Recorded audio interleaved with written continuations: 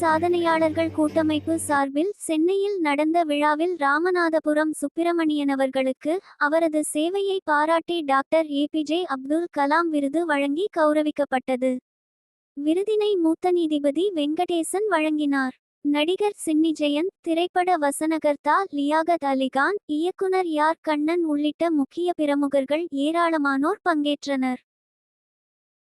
Mister Subramaniya அவர்கள் மேடை கிட்ட ரெடியாக இருக்கும். Sir okay sir madam sir rightly come for I am Govindamurthy. Put your hands together and welcome Mr. Subramani onto the dais.